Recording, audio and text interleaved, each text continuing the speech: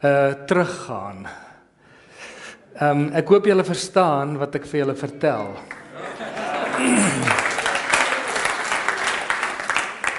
En dit lyk vir my dat julle Hollanders het vergeet dat so 400 jaar gelede het hulle 'n klein kolonie begin in die suiderpunt van Afrika. En hulle het vergeet van daardie kolonie. So ons bring die kolonie terug na die moederland. And that's why I'm going to stop talking Afrikaans, because I can't really speak the technical lingo that well. But thank you very much for turning up in such large numbers. I'm absolutely blown away. And it's a great honor and privilege to be able to share this research and this new philosophy that it's turned into with people around the world that are turning up in larger and larger numbers, and clearly pointing that we are going in the right direction, and we are using the information and the knowledge from the past the correct way, applying it in the way that we should be applying it, because that's what this is all about. So we have seen this beautiful documentary, and I'm going to have to go through my presentation a lot quicker. So, yes, I forget. Oh, wrong way. What we're going to do is connect the dots. We're going to try and connect the dots from the ancient past, the origins of humankind, to, thank you, to where we are today, and see if we can make sense of it. Because if we can't connect the dots from our ancient human history to where we are today, we'll forever be confused and always wonder why things are so screwed up. Because unless you understand and at least get some sort of an idea of how things connect through human history, perfect. It remains a very confusing situation. And I hope that after tonight, it'll enlighten some of you and allow you to feel a little bit more secure in the fact that we are, in fact, waking up from a deep sleep, and that we are becoming more conscious beings, heading in the right direction. So the fact that we're still asking these three questions, which I call the great human puzzle: who are we, where do we come from, and why are we here? The fact that we're still asking these questions is a clear indication that we are a species with amnesia. Because if we weren't a species with amnesia, we know all these answers. We would know exactly who we are, where we come from, why we're here, what's going on, how we fit into the universe, why the things on Earth are so interesting and diverse and often don't make any sense, and so forth. But we don't have these answers, and this is where it becomes really exciting, because the moment you start looking for those answers, you start finding interesting answers, I guess is the word, that you did not expect. When you start looking and researching origins of humankind, ancient human history, you have to open doors that some of us are not very comfortable opening. And it deals with religion, with astronomy, with physics, with metaphysics, with quantum physics, with astrophysics, with religions, with ancient beliefs, with shamanism. And all these things, if you're not prepared to go and look into all these different areas and extract the best information you can to form a cohesive storyline, you'll forever be confused. And this is what I find really exciting, because you find amazing connections between the remotely removed places on Earth, and interesting connections between the most remotely removed stories and folklore and ancient traditions, and you start seeing how they all connect and bring it all to a certain point where we can start saying, it seems that this is all where this is all began. The moment you start looking back at the origins of humankind, you realize that our history is far more exciting than most of us could have ever imagined. And it truly is an exciting journey of discovery that takes you on this amazing ride of research that under normal conditions, you would not have gone down that road. The reason I say that as well is because when we find interesting anomalies like this, a giant footprint in rough granite, you realize of a being that was about 7.5 meters tall. You realize that we don't even understand our own geology, because you should not be able to leave a footprint in granite. So all geologists will jump up and down and tell you that you're an idiot, you can't leave a footprint in granite. I know. This is why it's such an anomaly. Why is it, how can you leave a footprint in granite? And then you start researching it, realize that there's a lot more to the story. And I was there recently, and I took 3 samples of this particular rock. I took a sample from right here, down there where a piece broke off. I took a sample from around the corner, and then another sample from the bedrock all the way down the bottom of the mountain. And I can tell you that there's 3 different types of granite that I found. And it seems to be consistent with the findings of Sam Osmanagic at the Bosnian Pyramid, that the granite up here is actually some sort of a reworked polymer, that it's not the original bedrock. Now, I can't say that for sure, but the samples that I collected are screaming loudly that that seems to be the case. Once we have it analyzed, I'll share that information for $1.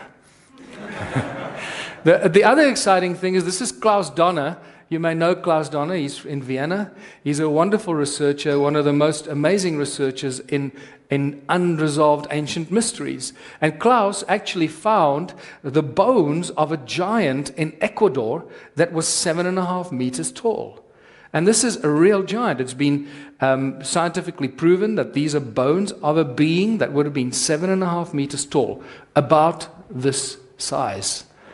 Or if his size would have left a footprint about that size. And this is why this journey of discovery is so exciting. The other exciting thing about this journey of discovery is that you realize that these ancient sites are much older than most of us realize. And this is a great example. Because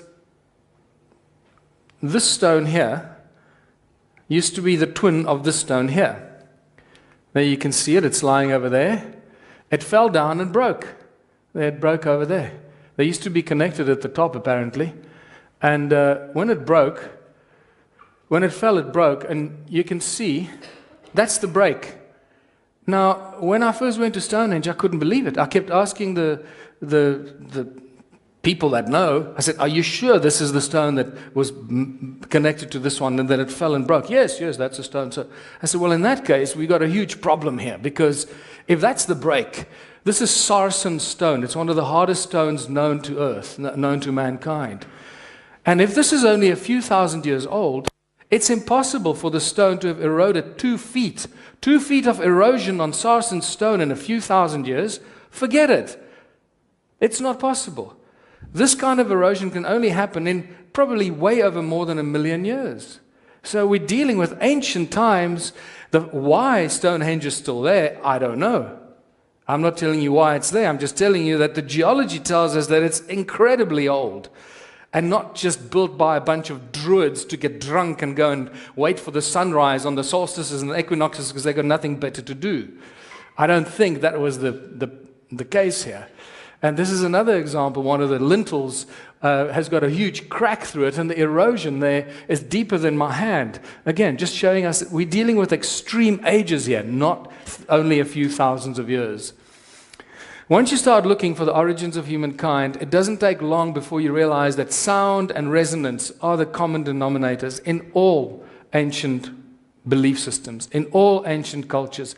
If you don't find it at first, as you start scratching through the belief systems and you start listening to these ancient cultures and their storylines, sooner or later you're going to hear that word, resonance, or the sound of God, or the sound of the Creator. And that's the bingo. That's the aha moment. That's the moment you realize that you found the golden thread that holds all of creation together, sound and resonance. In Christianity, we have the word. God said, let there be light.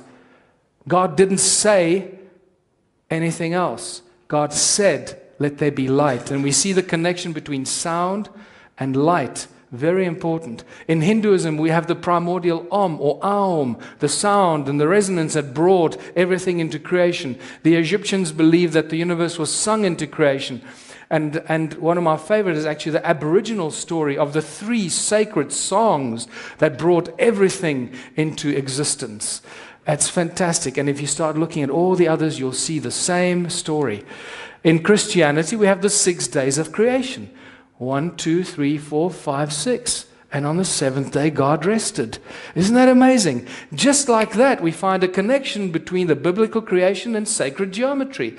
But that's not all. In Hinduism, we have the 6 aspects of Om, the Om Mani Padme Hum. And in Egyptology, we have the 6 aspects of the all-seeing eye of Horus. And we start realizing that this number 6 and numerology and numbers play a very important part in all of this creation that we get out of resonance and sound. And for anyone that understands music and harmonics, you'll see very quickly that this is all harmonic resonance principles. Very simple. And you go, oh my goodness, this is what they mean when they talk about the all-seeing eye of Horus, which is actually the pineal gland, and what the all-seeing eye of Horus actually represents, because this is a frequency receptor in the middle of our head. The internal organs and structure of the pineal gland are the same as your eyes, except it's in the middle of your head. Rods and cones inside that pick up all kinds of frequencies. It is your third eye. It is your connected to everything in creation. It is supposed to give you ESP, extrasensory perception, that you are in connection with everything in creation. But that's what was severed from our beingness by these ancient beings. And that's why they encoded in these symbols that go back thousands of years in ancient societies by the priest kings that were first lowered to earth from heaven and given fierce weapons to rule the people. What is sound? Most of us think of sound as a line on a whiteboard. Oh, this is sound. They teach you at school, right? This is what sound is. Look, there's a sine wave. You see, it's sound. No. That's where the problem begins, because now we all look at this, and for the rest of our lives, we see sound as this bloody twisting line on a piece of paper or on the board. And that's where the confusion begins and carries on. Sound is a 3-dimensional effect that goes on forever. Just because you can't hear it anymore doesn't mean it has stopped. The moment you make a sound, it goes on in 3-dimensional, in all space, and as a bubble out of your mouth, and it continues. And just to show you the beauty of human voice, Helene, can you just double-click on that? Thank you. This is the work of John Stuart Reid and his partners and the cymoscope, just to show you the infinite number of shapes of sound as sound manifests into physical form. Every frequency has its own very specific shape. And there are an infinite number of these.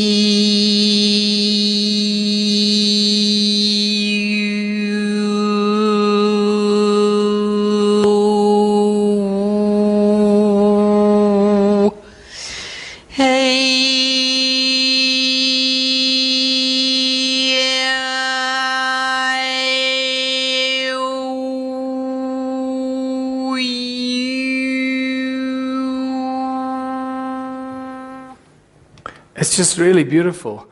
When you see the three-dimensional bubble cut in half, and you look at the cross-section of it, you very clearly see, can you see the cross there in the middle?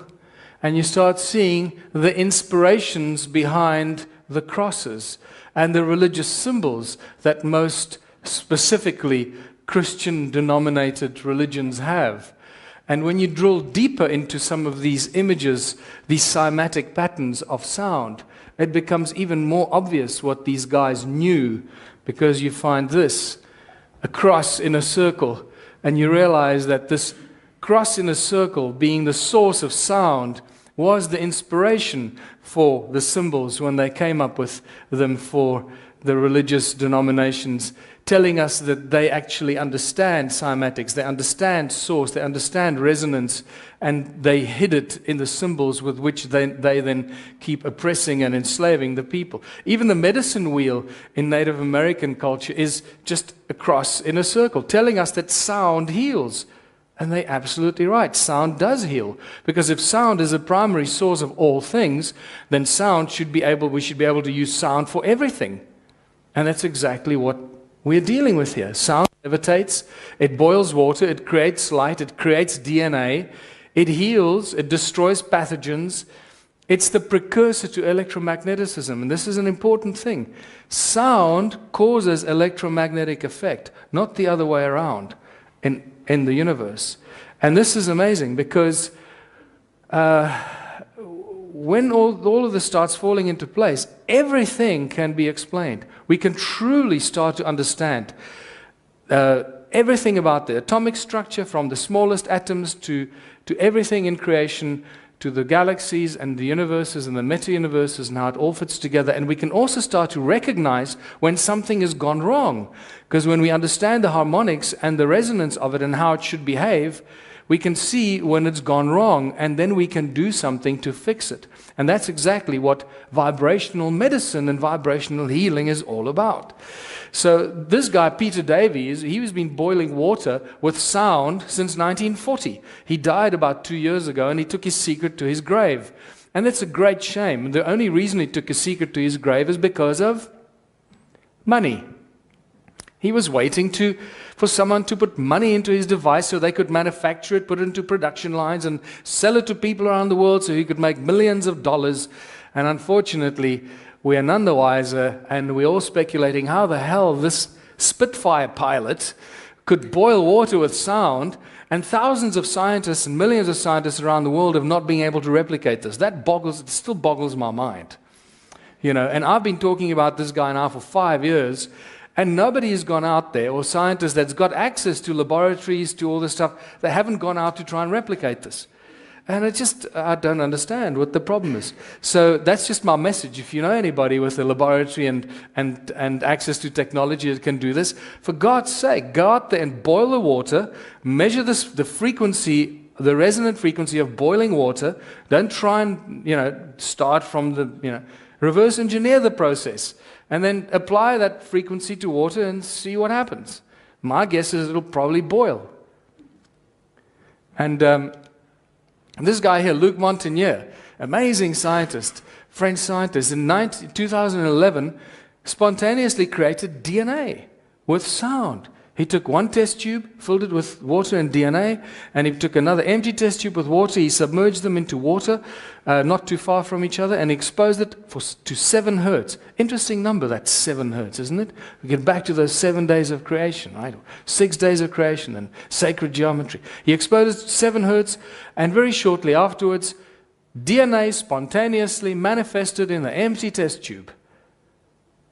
Sound manifests reality.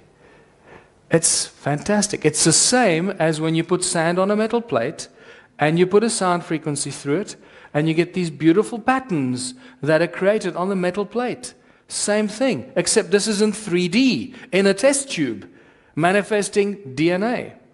When you take a laser beam and a frog's egg, and you shine a laser beam through it and you shine it into a lizard's egg, the light picks up the DNA from the frog's egg and it deposits it in the lizard's egg, and the lizard's egg turns out to be a frog.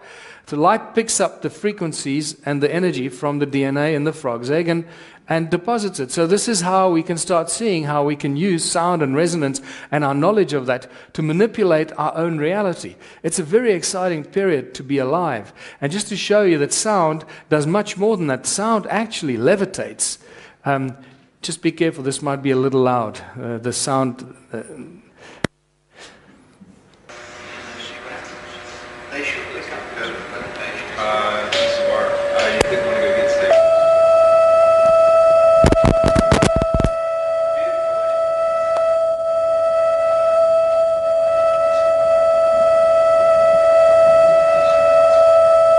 Those strings attached.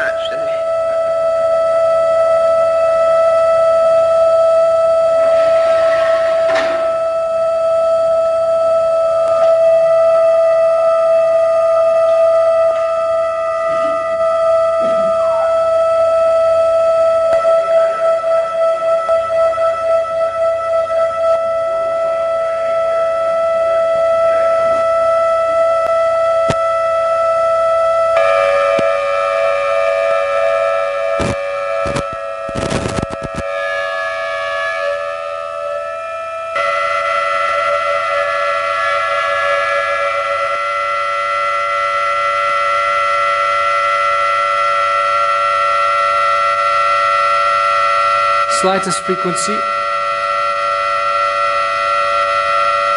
frequency shift and it starts to spin. So with the smallest manipulation of shift in frequency, you can make it bop up and down, spin, tumble, whatever you want. I had a 1.5 hour chat with David Deek that did this about 2 months ago. We spoke for about 2 hours, and he explained to me exactly what they did, how it works, and all about the standing waves and so forth. It was a really interesting discussion. But what I can tell you is that this is not how the ancients did it. This is just a demonstration what you can do with sound, and that sound does levitate. But unfortunately, using it this way, you will not levitate huge 10-ton blocks of stone, because you can't create enough energy to create the standing waves to move them and levitate them. They used a whole different approach to sound because they understood it. And this is, we don't have enough time here tonight, but this is very exciting. If you want to go and do some research on it, it's called hypersound. Hypersound, when sound moves beyond the speed of light. One of the best kept secrets in physics. Sound travels beyond the speed of light. Wow, isn't that a bit of a mind warp? So, sound is free energy. This is really important for us to understand. Sound is free energy. It is probably the most abundant source, not probably, it is the most abundant source of free energy in all of creation and on our planet, because Mother Earth rings like a bell. And this is one of the most ignored statements that Nikola Tesla made. The Earth rings like a bell, and if you know how to tap into that sound frequency of the Earth, you'll forever have an insatiable source of energy that you can convert to any kind of other energy that you want, as long as you know how to do that.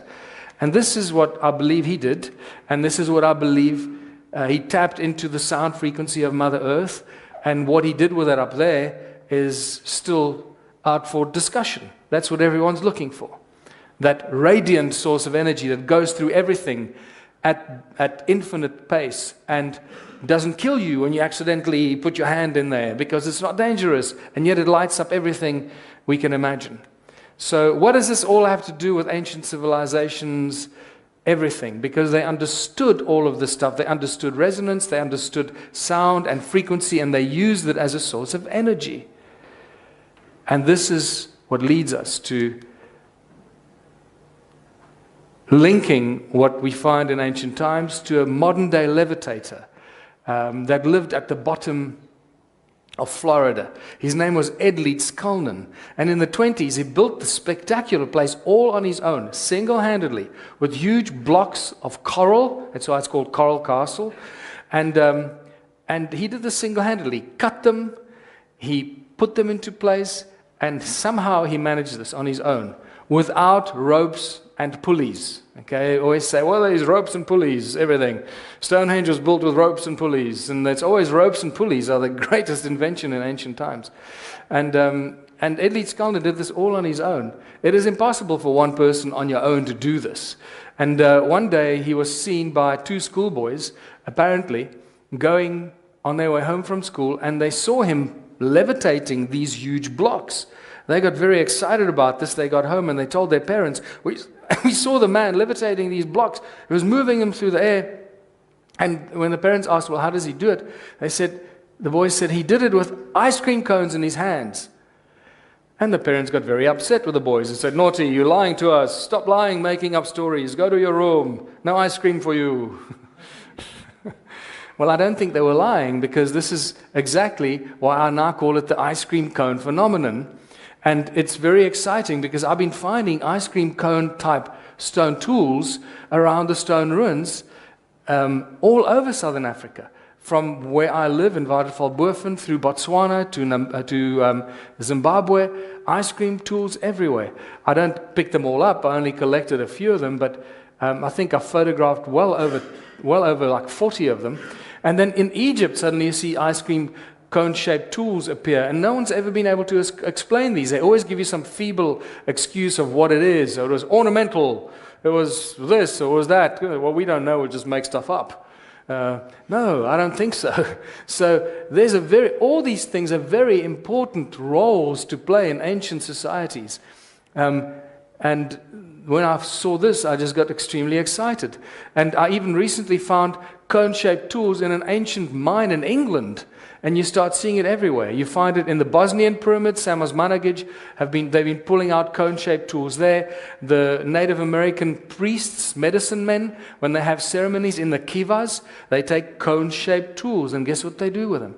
They hit them together to make a ringing noise as part of their ceremony. And nobody knows why they do that, because they've lost that knowledge now. But I can tell you that you'll know by the time we finished here. And then I found these in the Rosicrucian Museum in San Jose, California, which blew my mind. These are cone-shaped tools that were retrieved from the walls of a Sumerian temple in Sumer, with cuneiform text that tells us that these cones were made to commemorate the building of the temples. And you start seeing the connection. Cone-shaped tools that were used by Edley Skulnen to levitate these giant 5-ton, 10-ton blocks of coral. And suddenly the plot thickens. And this brings us to Southern Africa, where history books tell us and claim that Southern Africa was a sparsely populated part of the world with hardly anybody living there, some hunter-gatherers, and they run around with their loincloths and shoot a buck here and shoot a buck there, very happy. But unfortunately, the stone ruins and the ancient ruins of Southern Africa tell us a completely different story. They tell us that it was a densely populated part of the world with millions of people living there. And unfortunately, for those that are doing research into the stone ruins, these stone ruins are often called cattle kraal. Now, is kraal a word in Dutch? A kraal? So you'll know what I'm talking about. A cattle kraal where you keep cows in. And this is what they put in our history books, and they teach it to everybody because that's what it has to be. It's got to be a cattle kraal.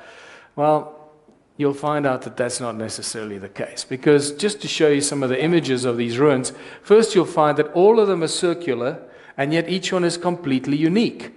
They have very unique internal structures. Look at all the stuff in between. There's a lot more stuff lying. There's another circle there. All the stuff here. It's buried by soil. And unless you look at it from the air, you won't even know that it's there. Sometimes I'll walk between these ruins and I come home and I look on Google Earth and I went, oh my God, there's some more ruins there. I was walking right there and I didn't even know I was walking through some ruins.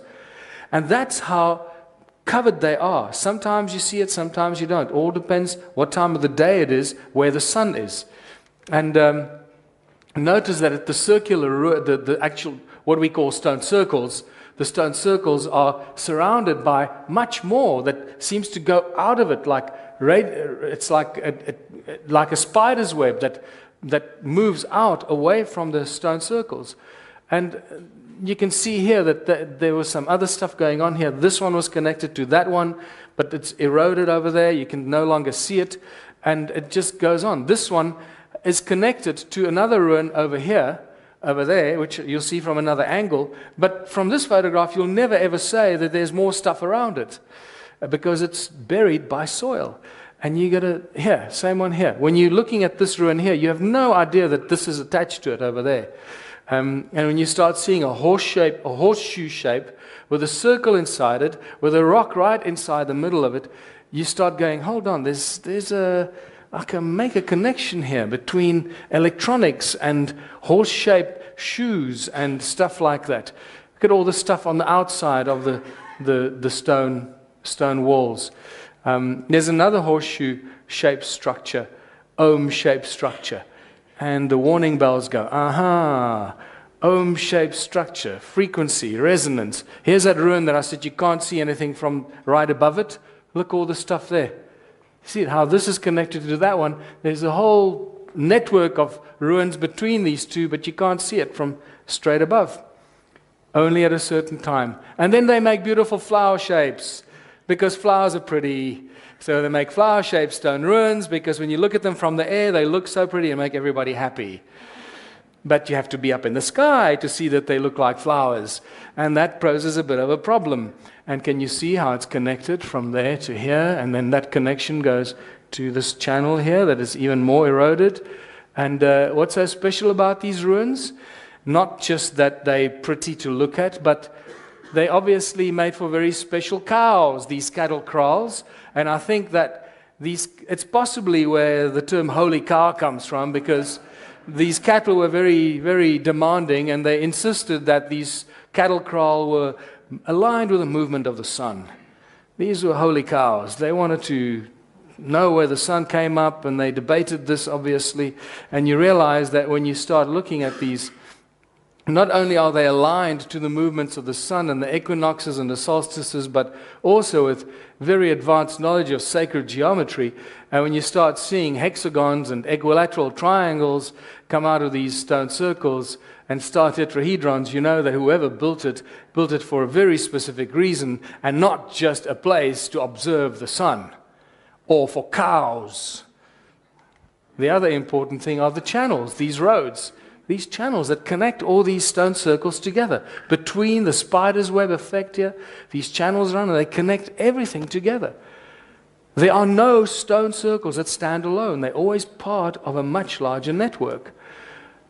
And there's some other weird stuff here, but no time to go into this. These weird hexagonal structures that just make no sense whatsoever. Like a honeycomb hexagonal cluster of stone ruins. I mean, once you built it, how the hell do you get into it? What is it for? What do you use it for? No doors and entrances, just a giant hexagon. I mean, a honeycomb structure of hexagonal stone ruins. This is a beautiful example of channel connecting.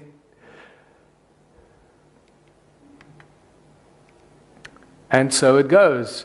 Now, the other fascinating thing, remember, our history books tell us that Southern Africa was sparsely populated. Nobody lived, very few people lived there. And yet, other history books tell us that there are 450,000 square kilometers of agricultural terraces.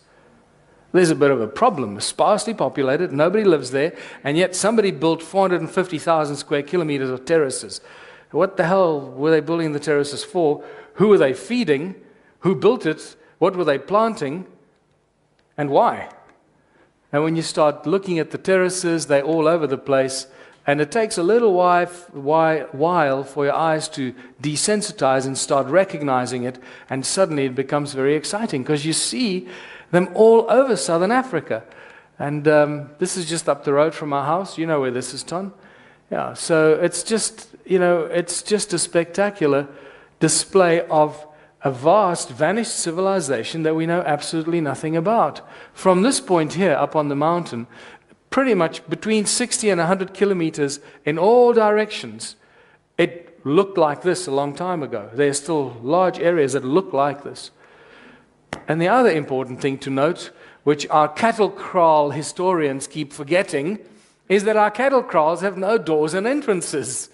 So clearly, they must have been putting the cattle in over the walls at night, because they were very special cattle and they didn't want anyone to steal them. And I'm not kidding you. Many of the ruins have been manipulated and have been changed and adapted for people to live in. So this is a big problem. So you see civilizations building on top of each other, moving in, saying, wow, great, we'll live here, thank you. And they make doors and they make entrances and they use the place. And they, of course, use them for cattle as well. But some of them have got very narrow doors. And this is one of my favorite stories. I kid you not. This is how desperate our historians and archaeologists are, how desperate they are and how they make up stuff just to fit their belief system. So some of these stone ruins have got very small, narrow entrances. So they came up with a story that the people in these ancient times had dwarf cattle. Kid you not. I'm not lying to you. Go look at the history books. Important thing, no doors and entrances. There are several archaeological drawings that clearly show us no doors and entrances, clustered together like grapes with the channels connecting them all together, like I've showed you, everything is connected. And sometimes they have concentric walls that are connected together.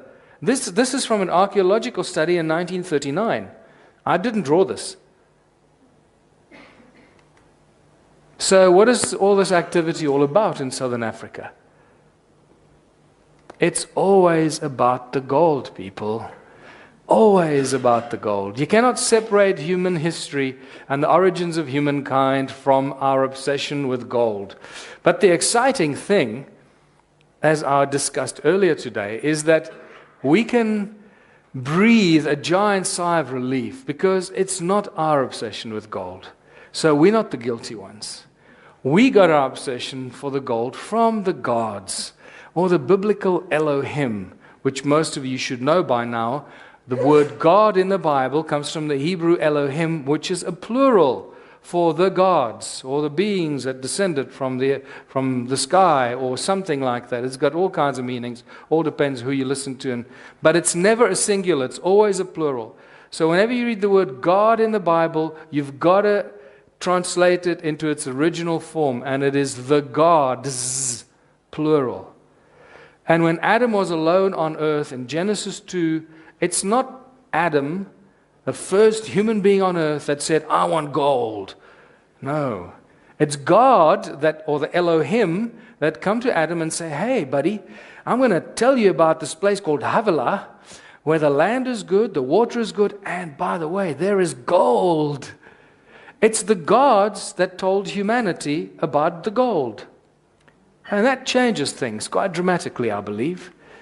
So what do the ancient texts tell us about all this time in human history, about Adam and the origins of humankind and the gold? Well, all of this information that we find in the Bible, we first get in the Sumerian texts. Millions of Sumerian clay tablets. For those of you that don't know, it's not just a handful of them, millions and millions of Sumerian clay tablets that are in existence. Not all of them have been translated, but dozens of thousands have been translated. Snippets of them have been translated, and they all tell us a very interesting story. One of the most compelling things about the Sumerian text, about the Anuna gods, or the Anunnaki, as Zechariah Sitchin called them, probably more accurately because they call themselves the gods of heaven and earth. Anunnaki, ki for standing for earth. And we read about the Anunnaki, what they did and how they created humanity, and about their work in the Abzu, where the gold came from. This is one of the most commonly misunderstood expressions in the Sumerian text, the Abzu. But the most commonly referred to place that the Abzu was is where the gold came from. So if we can find where the gold came from, I guess by reverse engineering or reverse argument, we'll find where the Abzu was. This is one of the translations. This comes from Sitchin. In the Abzu, Enki plans was conceiving where to build his house, where for heroes, dwellings to prepare, where the bowels of the earth to enter, to get the gold. And then they needed a slave race to dig for the gold. And you realize where our symbol for medicine comes from. It is one of the most mysterious, the most occult, most deeply encoded symbols in all of human history, the caduceus. It is so critically important to our enslavement as a species. I don't think I can stress that enough.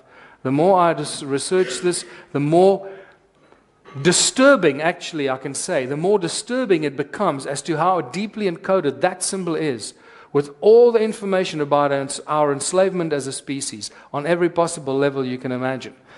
And this is why this symbol is often connected to the Sumerian entity Enki, who is said to be the creator of this new species called the Lulu Amelu, or primitive worker. So it says, let us create a Lulu, a primitive worker, the hardship work to take over. Let the being, the toil of the Anunnaki carry on his back. So they're talking about the Anunnaki, a being called the Lulu, the primitive worker that they're creating to take over the hardship work from the Anunnaki in the gold mines. So is there a ruin or a settlement that could be linked to Enki? Great Zimbabwe. Absolutely. It is so encoded with Enki energy that it truly boggles your mind. And if you don't understand about the measurement of energetic imprints, it's something you need to go and research for yourself, because we don't have time for that right now. But what I can tell you is that Great Zimbabwe is what I often call the White House on the hill. The big White House where the mine manager lives in, on this vast gold mine in ancient human history. And guess what? Nothing has changed. I grew up on the gold mines in South Africa, and the mine manager always lives on the big house on the highest hill. If you want to look for the mine manager on the gold mine, you look around, oh, there's a big house on the hill. That's where the mine manager lives. Well, this was Enki's big house on the hill in Zimbabwe, where he controlled not only the gold mining empire, but many other things that were going on there. And I can tell you that this is vastly unexcavated and unexplored. The last excavations took place at Great Zimbabwe in 1939. There's stuff hidden there that they do not want us to know about. And just like in Crimea, the military swoops in when they find ancient artifacts. The same thing happened in Iraq, in the desert. They swooped in. They raided the Iraqi museum. Within 48 hours of the first bombs falling on Baghdad, the Iraqi museum was raided by giant black CIA trucks that took out all the ancient artifacts out of the Baghdad museum. It's become a war of controlling ancient technology, people. And you'll understand why I say this when you realize what we're dealing with here, what Adam's calendar is, what all these ancient ruins are. So, to understand how big this ancient gold mining empire of Enki was and what the Anunnaki were really up to, and I must tell you that I cannot even stress enough the influence that the Anunnaki had on the entire reality that we face today. The influence not just on the human affairs, but on affairs on this planet probably for millions of years. And this is a spectacular bit of information that unfolds as you get deeper and deeper into this research. It is quite spectacular. The Anunnaki seem to be these beings that are possibly multidimensional beings at this stage, and they love the physical form, and this is why the obsession with gold. Okay, we're not even going to go there. Because remember, they weren't obsessed with the gold for its shiny metal because they could trade with it. No, they were interested in the gold because of the monoatomic form, or the white powder of gold, or the manna from heaven, or the bread of God, or the muftak, or the many names that it's been given over the years. The white powder of gold, the monoatomic form of gold that has very uncanny properties in our reality here. Levitation, transmutation, it vanishes from reality. It goes into a different dimension between 700 and 800 degrees Celsius. The white powder of gold, a little pile of it starts to disappear in the laboratory, and by 800 degrees it's gone. Gone. And you sweep the little, this is David Hudson's research, and you sweep the little plate where the pile of white powder was, and just in case you can't see it, but it's still there, and when you reduce the temperature, it keeps coming back. The white powder reappears. And so it's got some very interesting cladding properties, the monoatomic gold. And that's what the Anunnaki were after. It's got healing properties. It seems to align your DNA. It cures all disease, all this kind of stuff. Okay, this is why when Moses came down from the mountain, and remember they were in the desert for how many years already, the Israelites. How true that story is, who knows, but the information we get in it is very important. So when Moses comes down from the mountain, the Israelites build a golden calf, right? And he's very angry, and he takes the calf and he burns it in the fire. What happens to the golden calf in the fire? It doesn't turn to molten gold, it turns to white powder. Wow, that's interesting. And not just once, twice. It's in Exodus and in Leviticus. We read how Moses turns the golden calf into white powder. And then what does he do? He takes the white powder, he puts it in the water, and he feeds it to the Israelites. I guess it tells us that it's got healing and curing properties, because by then they probably weren't very clean without water and food and sanitation, and they were probably riddled with disease. So he gave them the white powder to keep them pure and keep them clean, and maybe cure some of their diseases. Who knows? You make up your own mind what he did and why he gave them the white powder. But how many of these ruins were there in this vast gold mining empire in the Abzu? In 1891, Theodore Bent, this is the inside of Great Zimbabwe, by the way. There's the famous conical tower. that they broke down because they thought it was filled with gold when they first found it, only to be disappointed. And if you just look at that conical tower, what is it? It's just a giant ice cream cone facing the sky. And there was another one somewhere here. And you realize, when I was at Great Zimbabwe just recently, the whole place is filled with cone-shaped structures. Every ruin has at least one little cone-shaped structure facing the sky. And it starts to tell us that there was probably some very interesting activity going on there. So, by 1891, Theodore Bent, one of the first to truly excavate Great Zimbabwe, estimated that there were 4,000 of these ruins. So I can still deal with that. 4,000 ruins, sparsely populated part of the world. You know, everybody built himself one cool ruin. I can handle that. And then we get to 1974, and Roger Summers, at that stage, he was the head of antiquities in South Africa and Rhodesia, because it was known as Rhodesia then. That wonderfully beautiful human being called Cecil John Rhodes found this piece of land, and they named it after him in his honor. It's a spectacular moment in human history. I hope you realize that I'm joking. Cecil John Rhodes, my favorite man to really test my faith in my own love for all of humanity. Anyway, Cecil John Rhodes. In 1974, Roger Summers estimated that there were 20,000 of these stone ruins. And by then you start going, okay, hold on, this just does not compute. No people, 20,000 stone ruins, what the hell is going on? And then I got involved in 2007. Within 6 months, I walked through at least 1,000 ruins myself. Me, on my own, walked through 1,000 ruins. So I thought, hold on, 4,000? No. 20,000? Maybe. And I estimated about 100,000. So I thought, I was busy writing Temples of the African Gods at that stage. And I thought, I can't just put that number in there. I've got to figure out, be more scientific about it. So the first thing I did, I phoned up the retired head of archaeology at Wits University, my old university, the best university in South Africa. And I phoned up Revel Mason, and I said to him, I got him on the phone. He answered immediately, interestingly enough. And I said, Revel, hi, this is Michael Tillinger. I just want to know what your take is on these stone ruins. How many do you think they are? And he didn't even hesitate. I must tell you, this blew my mind. He just went off the bat. He went, at least 100,000. And I got really excited because at that stage, I was estimating 100,000 ruins. And I got so excited. I said, Revel, this is great news because I also think that there are about 100,000. But you realize what this does, because at that stage, I was still thinking that these were dwellings and cattle kraal and stuff like that. And I said to him, but you realize that this is a problem for us because if there are 100,000 ruins and we allocate 10 people per ruin, that means we're dealing with a population of 1 million people. And there was a silence on the phone, and he said, well, then there can't be 100,000 ruins.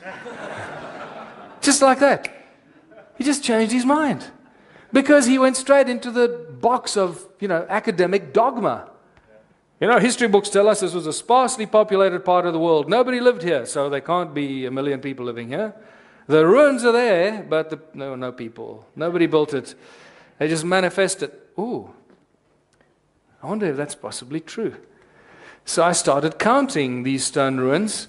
I used Google and all the satellite pictures that Jan Heine had given me that I was looking at, and I got averages and how many per 100 square meters and 1,000 square meters and a hectare, and I realized this thing is a lot bigger than I ever imagined. It went all over South Africa and into Botswana and Mozambique and Zimbabwe, and this is south of Johannesburg, by the way. There are thousands of ruins just south of Johannesburg, and nothing's been done about it. They're just being completely ignored.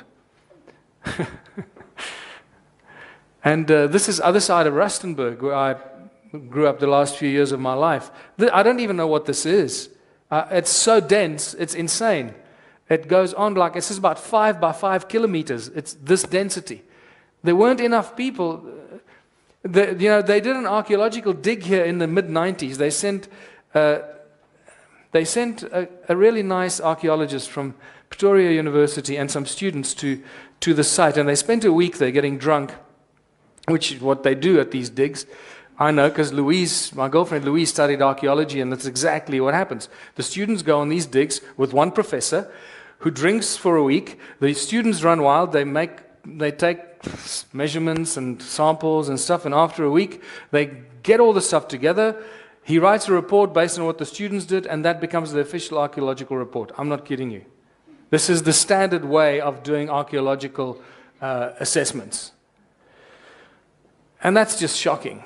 So that archaeological report says that they found evidence of Sotho-Tswana mud hut foundations and walls in some of the circles. So this must have all been built by the Sotho-Tswana people. And this is the kind of logic they use. It's just insane. You know, it's like saying if you find a Barbie doll in the Amsterdam station, this must be where they make Barbie dolls. It's that kind of logic, you know?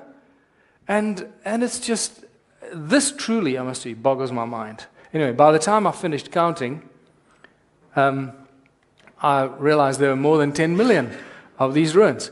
Not just a few thousand, more than 10 million. And, you know, when you see this number, I went back and I did it like 10 times. I kept thinking I was making a mistake. No. More than 10 million of these ruins. And at that moment, it hits you like a ton of bricks that you're facing a vanished civilization that we know absolutely nothing about. And no history book has ever touched it. No one has ever spoken about them until now. The big question is, what happened to these 10 million ruins? Where are the people? If there are more than 10 million ruins, there must have been millions of people that lived there. Where are the bones? Where's the evidence? What happened to this vanished civilization? I'll tell you after the break. Let's have a...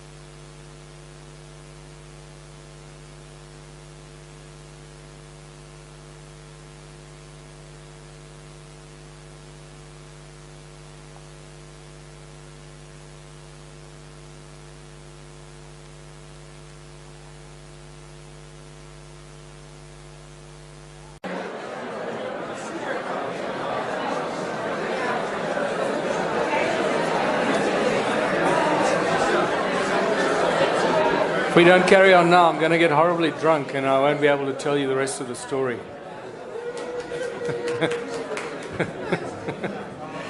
So, okay.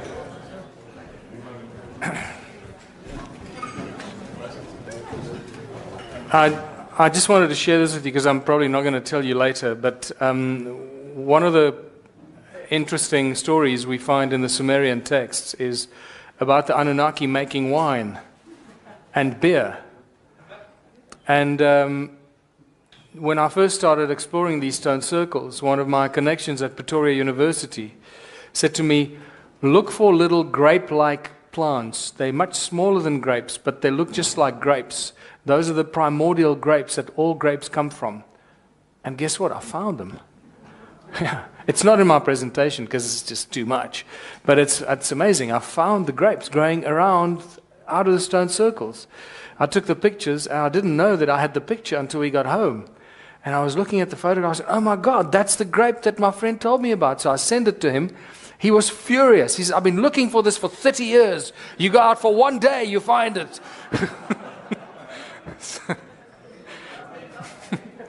So cheers.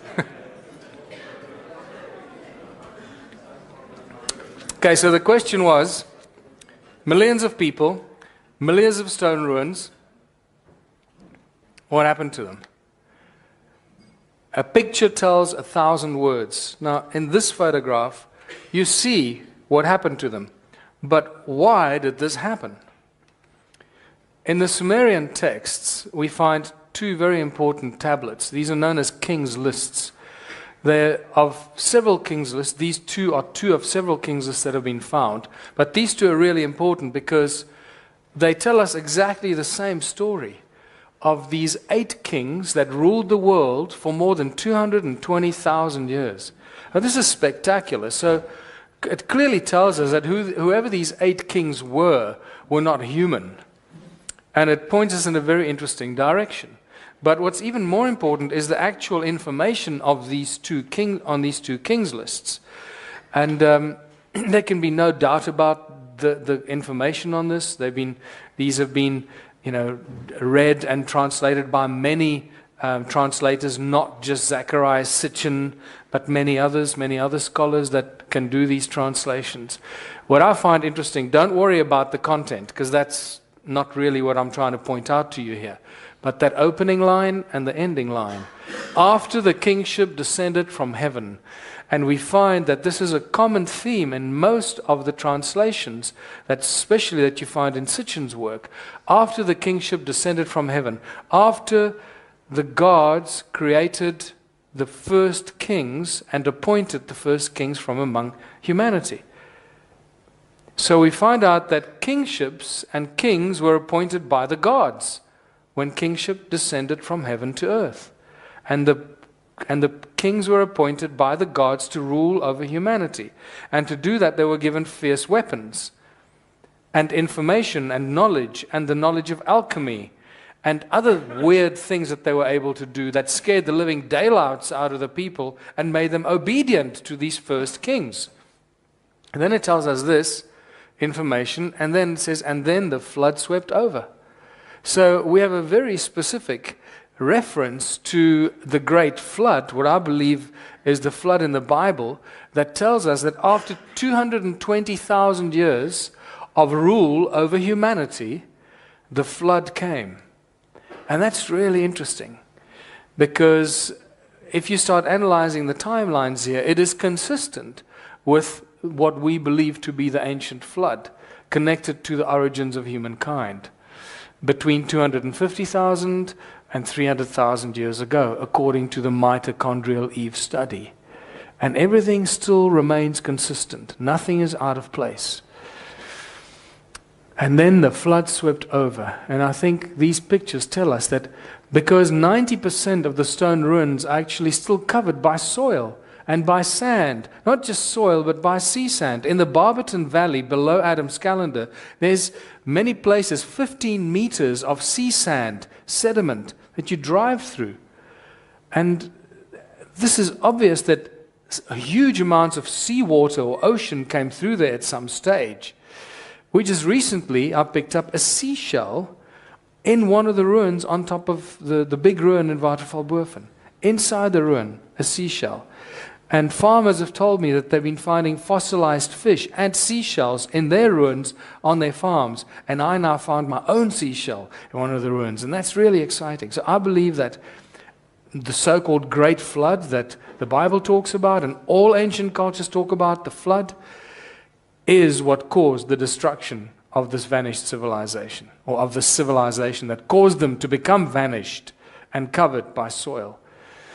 And that's anywhere between 12,000 and 15,000, or you make up, your mind which historical book or archaeological evaluation you believe. What kind of stones are we dealing with here? And this is where it all starts to point us in a very interesting direction. It's a special kind of stone known as hornfels. It's a black stone. It looks like this. It's black on the inside. And then on the outside, it's got this reddish-brown skin that grows very, very slowly. A few thousand years per microscopic layer. That's how long it takes for this patina to grow.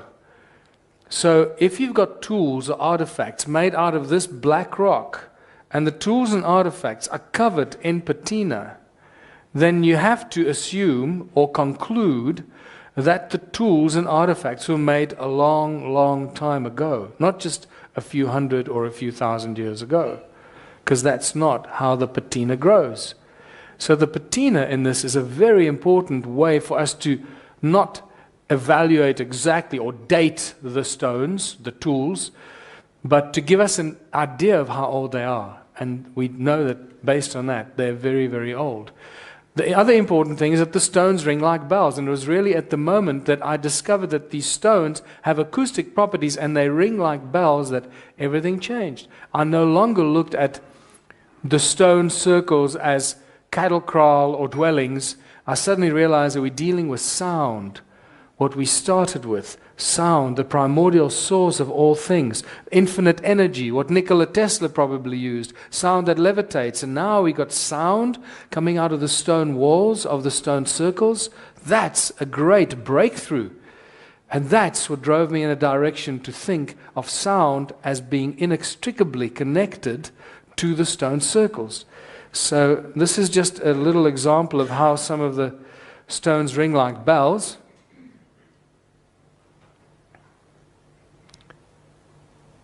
It takes a while to start. Let me also just show you how some of these other stones ring like bells. This is what I call, and as you can see, we find many, many of these elongated stones. This one is full of patina. It's thick patina, so it's quite dull, but you can still hear the effect. And this is a beautiful one. This one actually rings at 2 different frequencies.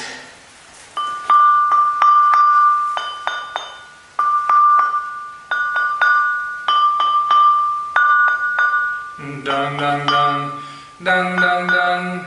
They're quite large. Look at this. Look at this one.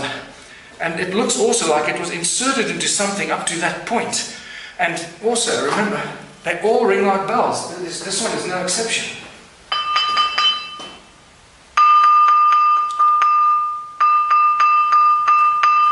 Alright, and on that note, there we go. That's better. That's what you want. You realize that this thing really rings like a bell and it reverberates for quite a long time.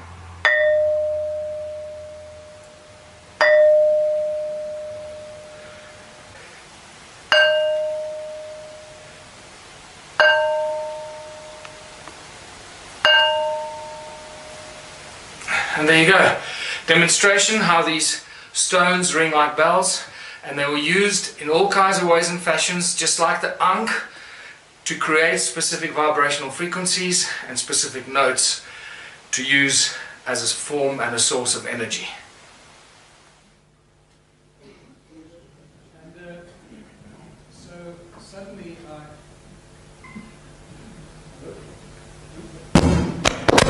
Hello?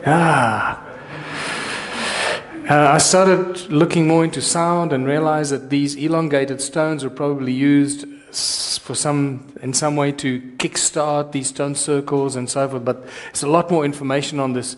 I don't want to even mention it because then I can't justify it tonight. And what are we dealing with here? What are the stones made of? They're made of silica, people. Silica. Most of the content of these stones, what are they made of? 90% of most of the stone on this planet is made of silica. Sandstone is virtually pure silica. So here we have advanced technology used in ancient sites. The most advanced technology today is all silicon-based technology. All the stuff we use here is all silicon-based technology. And you start to realize that these ancient stone structures, whether it's the Great Pyramid or Stonehenge or Adam's Calendar or any of these ancient sites, it's all to do with using silica as some sort of a conductor or a storage of information or conducting energy or creating something else. And And these ancient sites are probably like giant memory banks, and you'll find some 12-year-old kid with an iPhone is going to walk up to one of the stones in Stonehenge and plug his iPhone into it and download millions of years of information. Because these stones, silica has memory. It contains knowledge. It contains information. It conducts sound and light. It stores light and sound and information and stores energy. In Southampton University, they're experimenting now with tiny little crystals that store up to 350 terabytes of information. One tiny little thing. But I can tell you that crystals like that will actually store infinite amount of information. And guess what? So does water. Many of you will be aware of this. And you start seeing the connection between silica and water and the ancient sites. And you realize, wow, these guys knew all the stuff. They knew what they were doing when they built these sites. Other important thing is that these structures are not just memory banks, they're actually giant machines. Giant machines that are activated by light and by sound. This is why they're aligned to the solstices and equinoxes, the movement of the sun, because on the winter solstice, the light comes in there, it activates the silica, just like you do with the hit of your button, of the push of a button. There's a transfer of light and information inside your computer, and it activates a chain reaction. Well, these guys used the sun, the rays of the sun at a specific time of the year to activate the machine and to make it do a certain thing. When the sun comes up there, it does something else. When it comes up there, it does something else. And this is why they aligned. These are huge machines that did something, and they were integrated into activity on planet Earth. So where's the flagship in South Africa among these ruins? No doubt it's Adam's calendar. It was discovered in 2003 by accident by Johann Heine. And when he started showing people this, shortly after that, he first found it and he started measuring it and he realized that it was a calendar. And he tried to share it with the academics at the universities, and he was just bluntly ignored until I came along, and then he gave me the information and I took it from there. What's important to know is that this is not unknown by the ancient African knowledge keepers. And people like Baba Credo Mutwa, one of the preeminent shaman, you can see my book Adam's Calendar here. And just shortly after I wrote Adam's Calendar, Credo asked to see me through a friend of mine. So I went to see him, and when I showed him the book, he started to cry. He said he never thought he would see that special place again in his life. And he told me he was initiated there in 1937 as a young shaman. And it is one of the most special places in human history on earth. It is where humanity was created by the gods. That's what he told me. And guess which god created humanity at Inzalo Yilanga, or birthplace of the sun? Guess which god in African culture did this thing? Enki. And we have an instant connection between Sumerian texts and ancient African knowledge keeping. And then I started hearing this from many other African knowledge keepers, and not just Credo Mutwa, that it's Enki, or known as Enkai in African history, that was the creator of the human race. And this is where the deed took place, at Adam's Calendar, where this first ceremony or event or whatever took place, where the Anunnaki females were impregnated with the fertilized eggs of this new species to bring forth this new creature, the Lulu Amelu. It's a great story for a Hollywood script. This is what Adam's Calendar looks like from the air. This is north, this is south. North-south goes right between the two calendar stones. This is all the original work done by Johann Heine. It was spectacular work. He saw it from this angle, flying past it, and he looked down and he went, that's not just some ordinary rock formation. Thank God for Johann for that day, because otherwise I wouldn't be here talking to you about this. And notice these stones on the side here. That's your Horus stone, and those three stones there are the Orion's belt stones that align with Orion's belt. And there's your stone man, he used to stand up there. He was removed in 1992. And the two main calendar stones in the middle. See those as two vibrating plates, because that's really what they are. This is a 3D reconstruction, south, right between the two calendar stones, north. There's your stone man, right across the calendar, vibrating plates. There's your Horus bird, and the 3 stones of Orion, all lining up. That one, obviously, Horus always lines up with the rise of the sun, just like in Egypt. Brings in the sunrise, and the 3 stones of Orion line up with these 2 very interesting little peaks there that I'll talk more about. How old are these ruins? I mentioned already that we use patina, but before we get there were 2 independent astronomers that looked at the star alignments, and they came up with these 2 numbers. This is why when I first published Adam's calendar, this was the first bit of information. We said 75,000 years ago, but that's not accurate. The next astronomer said 160,000 years, but that's not accurate either. And it's actually a lot older. The patina growth tells us how old some of these ruins are. You can see this here, this had a tip there that broke off. There's 2 millimeters of patina growth there. This tells us that even the stone ruins, not just Adam's calendar, is extremely old. For this amount of patina to grow on a break that looks like that, will take hundreds of thousands of years, not just a few thousand years. But the archaeoastronomy is really the most exciting. This is an aerial Google shot, as you can see. You can write down, oh no, it's not here. But you'll find it easily. You can see, can you see the circular structure? Can you see it? It's originally a circular structure, but when you're on the ground, you don't realize that it's a circular structure. When you're walking there, you don't really get the sense that it was a circular. So there's south, there's north, there are the 2 central stones, and then there's your east alignment across there. But you can see that it's not sitting at 12 o'clock. It's sitting at like close to 11 o'clock, and it's not sitting there. So something is wrong here. It doesn't make any sense. When we measured it, we found there was a 3 degrees, 17 minutes, and 42 second misalignment from true north-south. We're not dealing with magnetic north here, people.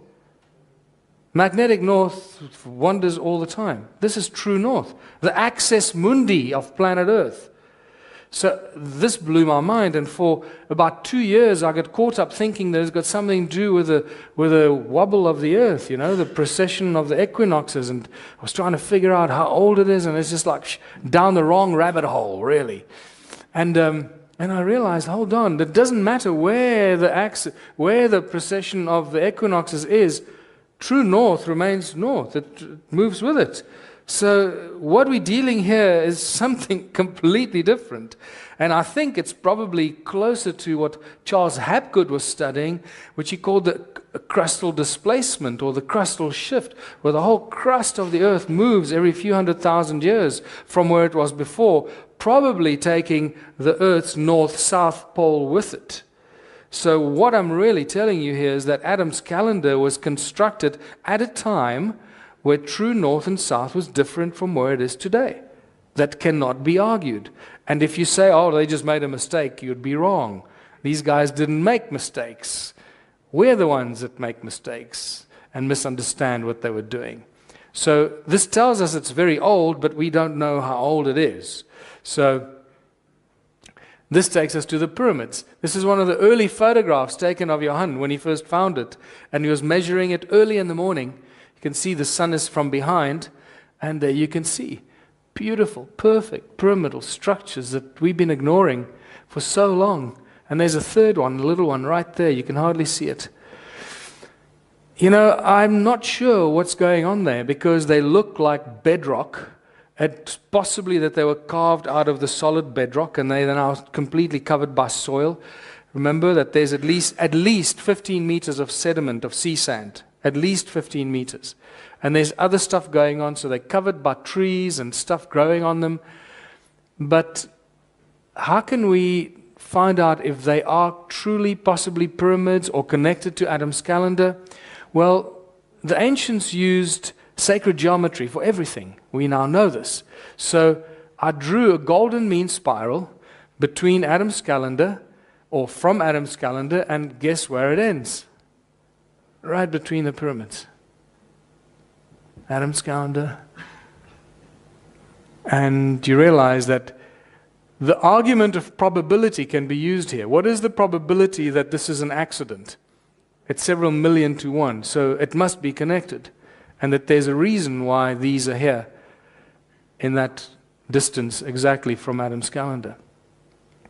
The other interesting thing is that when you connect Adam's calendar to Great Zimbabwe, it ends right in the Great Pyramid of Giza, all along the 31 degrees east longitudinal line. And it just so happens that the numeric value for the word Elohim or Anunnaki is 31. And the plot just thickens. It just gets better. The further down this road you go, the more you look at these connections and these coincidences, the more spectacular they become.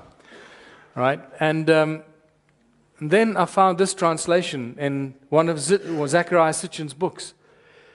Remember, he didn't know about Adam's calendar. He had no idea when he wrote this translation. And this is what it says. 40 Shar, after arriving on earth, Enki built a special place of observing in the deep Abzu on the edge of a cliff, aligned with his abode in the north and the peaks. It's like describing the place exactly. The only thing is interesting is that I believe that Adam's calendar is a lot older than the pyramids in Giza. So I think when he's talking about the peaks, he's probably talking about the pyramids and not the peaks here. But what we can do is when we take 40 Shar and we do the calculation, 1 Shar being 3,600 years according to Sitchin, we multiply that and we subtract that number from 435,000 years, which is what Sitchin says when the Anunnaki arrived on earth. This is what you get, 285,000 years ago. This is when Adam's calendar was built according to that translation. And this gets really interesting because if humanity did have a connection to being created at Adam's calendar, that is still in sync with the mitochondrial Eve study of the appearance of the human race on planet Earth. Nothing is out of sync yet. So let's get back to the stone circles. What were these stone circles for? I think you start seeing what these patterns are all about. This is the cymatic pattern for the shape of the sound on a metal plate will make this beautiful sound. And you realize, as you start looking, we're dealing with sound. The stones that the stone circles are made up of resonate sound. And you realize that each one of these stone circles is just a cymatic pattern of the sound of planet Earth at that specific point. This is a representation of the sound frequency right there. So each one of these is a plug point, an energetic plug point into Mother Earth, becoming an energy generating source and multiplying that frequency and that energy. How much does it multiply it? I have to first explain to you this little device here in modern electronics known as a magnetron. These magnetrons are in laser beams, like this little laser beam here. Okay? Some of these are benign, they don't hurt you, and some laser beams can cut metal in a split second. This is how powerful magnetrons are. And if a little magnetron in your microwave or a laser beam can create so much energy, I met a scientist in Glastonbury in last year, 2013. He told me they built a magnetron and they were testing it in their lab. And from what he explained to me, it was about this size. The magnetron, they switched it on and they got such a fright, they couldn't switch it off quickly enough because it started melting everything in the lab. It melted the whole metal stand and everything. They switched it on for like 2 seconds and off and everything was destroyed. That's how powerful magnetrons are, people. You got to start setting your mind free here. Imagine if a little magnetron can create so much energy. How much a magnetron 20 meters in diameter will create, made of virtually pure silica. An insane amount of energy. In fact, I have it from a Dutch psychic that came on tour with me, who didn't speak English, spoke very bad English. And the feedback that I got from her was that one of these would create more energy than all the power plants on Earth today. And quite frankly, I believe that. Because if you know what these magnetron things do, that's insane. And guess what? There are thousands of these magnetrons in southern Africa. Thousands. So now you can start imagining how much energy they were creating, and a huge energy grid that covered large parts of southern Africa, all for the mining of gold and whatever else they were doing with it, converting it into monoatomic gold and doing other things. That's still the exciting journey of discovery.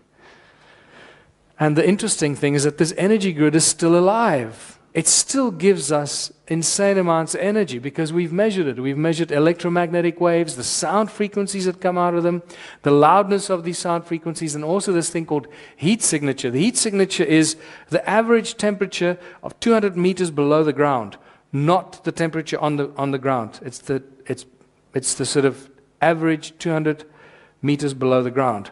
So the heat signature tells us that at 80 degrees, if you measured the heat signature 80 degrees, it'll tell you that you're standing on top of a volcano. So just keep that in mind. Okay, 80 degrees heat signature equals volcano. Okay, so now let's go to this here. So this here we measured sound frequencies coming out of these walls here of 33.5 gigahertz. Now, you're not supposed to measure sound in gigahertz in the air around us, because it's not supposed to travel in gigahertz. And yet, this is what we're measuring, coming out of the walls. So what's happening here is that we're picking up resonance of the silica inside the walls. That is, the potential of it, we're picking up a sound, but then the air around us can't handle it. It becomes hypersound. As it leaves these stone walls, it somehow changes and does something else that we're only starting to understand now.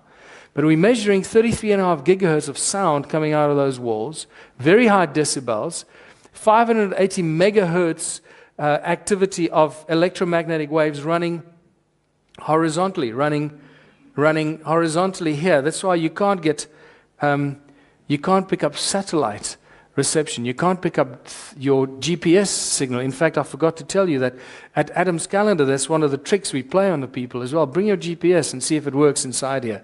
And it's just great when you see these macho guys, you know, they got the biggest car, the latest GPS, they're ready for the world.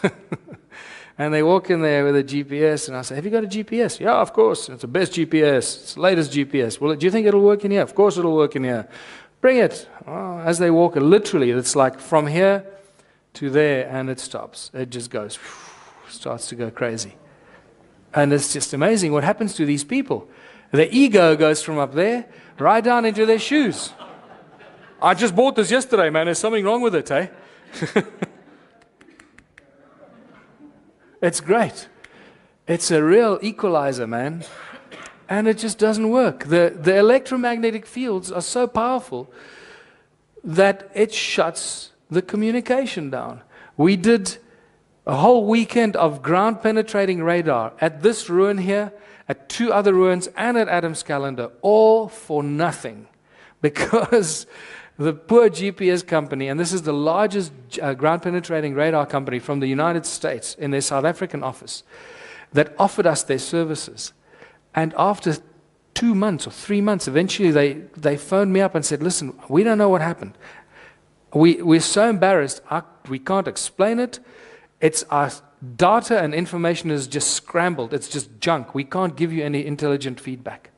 And I said, don't worry about it. You just gave me the most intelligent feedback you could possibly give me, because their GPS measurements were scrambled every step of the way that we are doing GPR analysis, because the GPR happens, you make grid lines like 1 meter apart, that way, because that's the one we measured here in there, and then that way, and you measure the GPS measurement here, and you step there, you measure the GPS there, and then you do a grid. So it's exactly from GPS that you then see what happens underground. The entire GPS thing got scrambled, so they couldn't give us any information. And that was the best news I could get, because while we were doing the GPR measurements, I kept looking at the 2 guys, and I was dragging the big orange box around, the with a radar in it. And I kept looking at the guy with a GPR, with a GPS thing on his back, a big satellite dish in his backpack, and he kept getting measurements, and I kept looking at him going, "Are you getting GPS signal in here?" And he said, "Yeah, I've got 15 satellites, man, look." And I thought, okay, well, that's it. There's my theory gone. No, all garbage, all scrambled. So when I tell you that we made these measurements, we're probably underestimating what's going on there. Okay, then we got to Adam's calendar, and I call it Enki's calendar here. Don't get confused, it's the same place. Okay. As you enter, this is the circle that you see from space. That's the circle. We park the cars here, and then we walk up here. As you walk into this imaginary circle, it's 9.5 degrees. The heat signature is 9.5 degrees. As you walk into that circle, there's no circle. It's an imaginary circle. It shoots to 77 degrees. It's like literally 9.5 degrees, 77 degrees. What the hell's going on? Something strange is going on that we don't understand. Between these two calendar stones, it goes up to beyond 80 degrees. Now the measurement is telling you that you're standing on top of a volcano. And yet it's just bedrock. It's just sandstone. Standing on sandstone. And then we measured the sound frequencies. Nothing, just ambient noise. As you go through this imaginary circle, it goes berserk. It goes beyond 375 gigahertz of sound that we're measuring. Why? I don't know, but that's what it is we're measuring. This, as far as I know, this kind of sound frequencies have never ever been measured anywhere on planet Earth that we know of. It's probably like secret military projects that use those frequencies. And then the electromagnetic waves. Again, nothing outside. As you turn the device inside, there you got the first time we measured was 1700 megahertz activity running horizontally, preventing you from picking up your GPS. And then the magic happens. Between the two calendar stones, it goes even higher.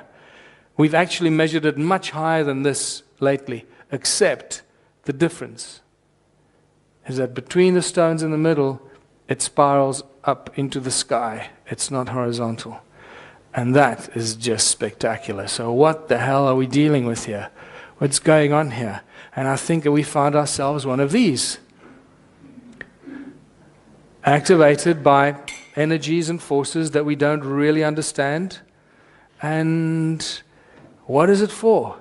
Apparently the Anunnaki were obsessed with gold. Apparently they mined a lot of the gold. The information seems to be pointing in that direction. And according to the Sumerian text and Sitchin's translations, they were taking the gold off this planet. It's not on this planet. I mean, Germany is looking for their gold. They're not finding their gold, right? Everyone's looking for their gold, but there's no gold. Fort Knox is supposed to be full of gold. There's no gold in Fort Knox. So the gold is not here. It's off this planet. How did they get it off this planet? Possibly with places like this. And just beam up the gold, Scotty. Where do you want it? Over there? Good. Zzz, zzz, gone. Thank you. Next. And, let your minds run free, because we're dealing with technology and knowledge of the laws of nature that we're only coming face to face with that kind of thinking, moving into multidimensional physics and thinking beyond the box of Newtonian physics. And then it brings us to the sacred stones. There are thousands of these stones that you find. And until recently, they were called weights for digging sticks. The ancient people made this so they had weights to go and put it around their stick. So when they went to dig for food in the veld, they could dig more efficiently because they had a weight. Well, I think it's like anyone who came up with that is either brain damaged or seriously disturbed, because, I can find many other ways to put a weight around my digging stick than spending a lifetime making one of these. Once again, it's a complete misunderstanding or misinterpretation by archaeologists or historians by observing the application or the use of tools by indigenous peoples. Yes, the people of recent times found these stones and they thought, wow, what a great thing. And they used it around a digging stick as a weight. So yes, you would have seen people using them as weights for their digging stick, but they weren't the one that made these stones.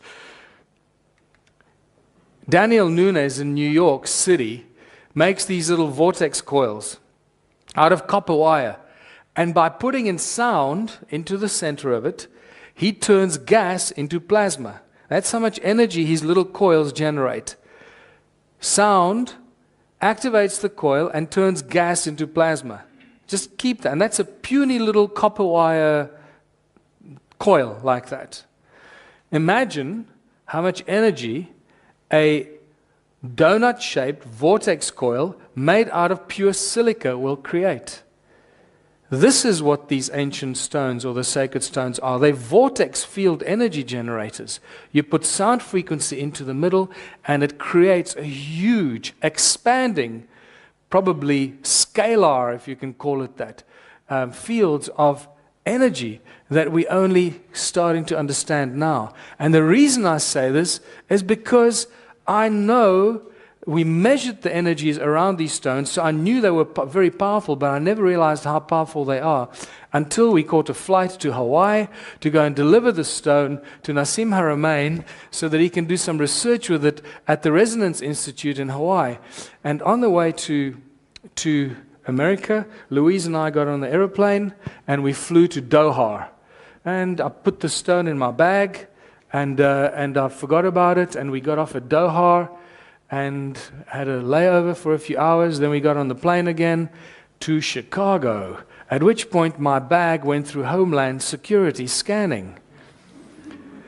And we're sitting on the plane, and next thing I hear, Louise Clark, please identify yourself. But this is after the captain, you hear them say, okay, close doors, cross-check, and blah, blah, blah.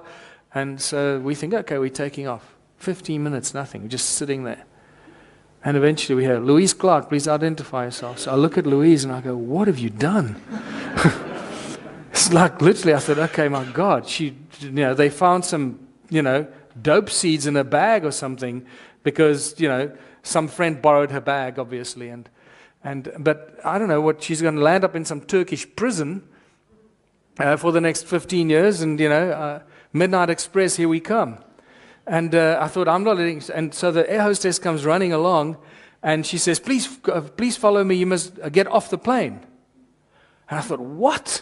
And I get up and I go with Louise, and they march her off the plane onto the tarmac, and there's my bag with 5 guys with guns around my bag. And I'm going, what? That's my bag. That's not Louise's bag. And then as I saw it's my bag, I went, oh my God, it's the stone. My stone is in my bag. So I go down and I say, it's my bag. So Louise goes back and she's standing in the door. And in the meantime, the captain comes out, and the captain says to her, if this plane isn't in the air in the next 2 minutes, I'm offloading the whole plane. So there's chaos everywhere. And I'm sitting there with my bag with these guys with guns, very nervous. And they say, there's a security threat in your bag. Please, sir, open your bag. So I'm thinking, oh, it's the stone. And I can't tell them it's like ancient artifacts, because then, they'll confiscate it. So what am I going to tell them? So I'm thinking, African curios. Yeah, anything can be African curios, man. That's it. And that's exactly how it is. Anything can be African curios, right? So I'm opening the bag, and the guys are nervous, and eventually open it. I get the stone out. It's wrapped in bubble. It looked like, when you see these movies with the drug dealers and they take out the drugs out of their bags. It's exactly what I felt like when I took this out. Like I held this big thing in my hands wrapped in bubble wrap, and they're looking at me. And eventually I opened it up, and this bloody stone pops out. And they looked at this. They're just very confused. And I said, African curios for my friend in Hawaii. And there's one African guy there. He looks at it. He says, oh, I know those. I've seen those. And he turns around and he starts walking away. So the other guys obviously, okay, good. Well put. In the meantime, the captain is freaking out. Get back on the plane and put it all back. Put it all back and on the plane. And I go, sit down. And Louise sits down and I say to her, so what's going on? And she says, you know what the captain told me? She says that when he came out of the cockpit and he stood next to me, the first thing he said, whatever is in that bag crashed the NSA security system. I'm not kidding you. That's why they stopped the plane. The stone works. It doesn't just work, it is an incredible, advanced piece of technology that we only going to start to understand as the time goes by. You put sound frequency in there, it creates an electromagnetic pulse, and that's probably what happened. As they scanned my bag, one of the frequencies that go through must have gone straight into the middle. Remember the movie Ocean's 11? Remember Ocean's 11? How did they put out the lights in Las Vegas? Electromagnetic pulse. That's it. That's, I think, what happened here. So now we know that the stone works, the sound frequencies are real, that the electromagnetic fields in the stone circles are off the charts, the sound frequencies are never measured before. We're dealing with advanced knowledge of the laws of nature and an active energy grid that still works today. It still works. It still gives us free energy every second of every day. We just need to figure out how to use it. So what are all these channels for? The channels between the stone circles. I believe they were for levitation and transport. Like maglev train tracks, trains that run on magnetic levitation tracks. Exactly the same thing. And if you don't quite know how that works, have a look at this little video clip.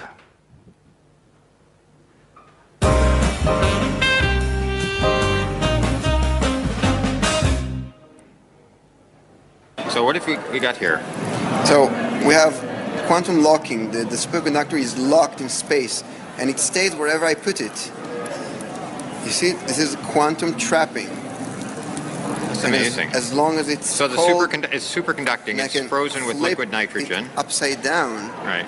And it stays locked. So the fact that it's superconducting is locking the magnetic field in 3 dimensions, right? Yeah, exactly. And that's pivots. You see, because this is symmetric, it can rotate without break the locking.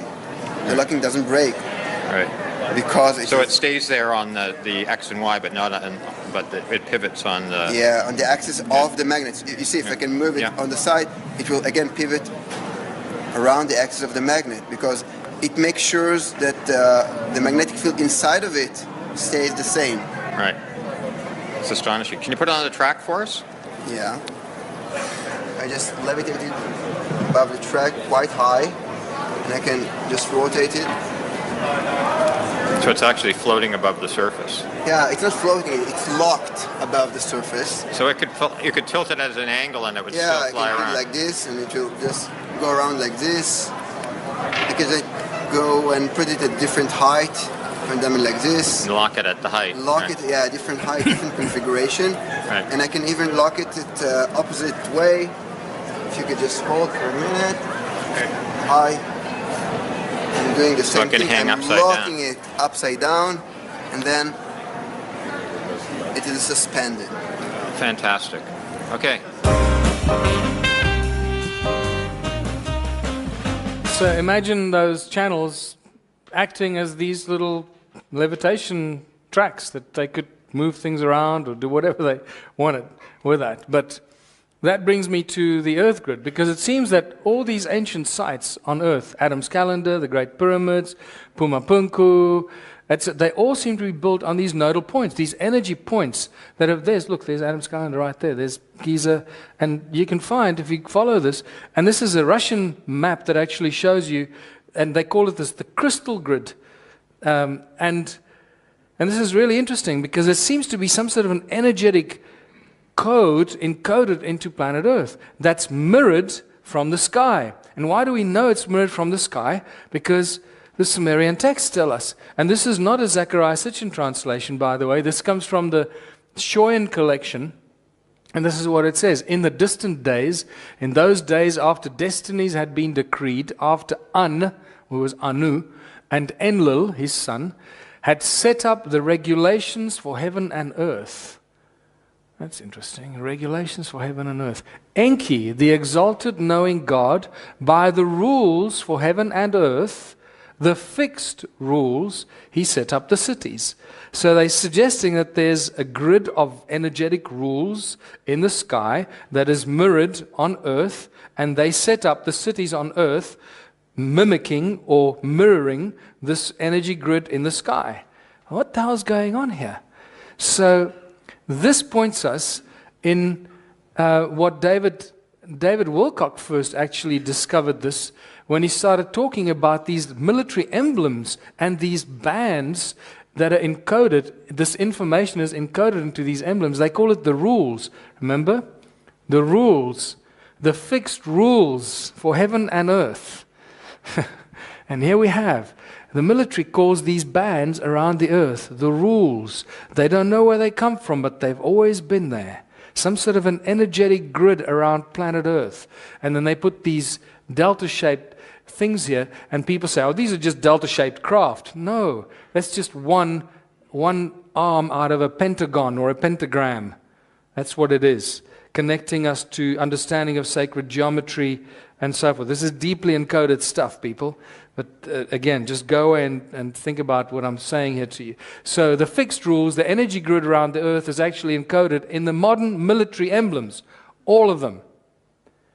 And that takes us to these ancient cities around the world and these ancient sites all over the world, starting with Egypt, like Karnak and so forth. And it's just spectacular when you look at it.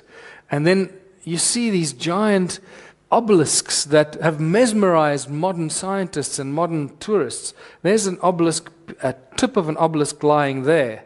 Okay, this is the one. I stood on the one side, on that side, and Hugh Newman tapped on this side. Guess what I found out? It rings like a bell. It's spectacular. It's like dong.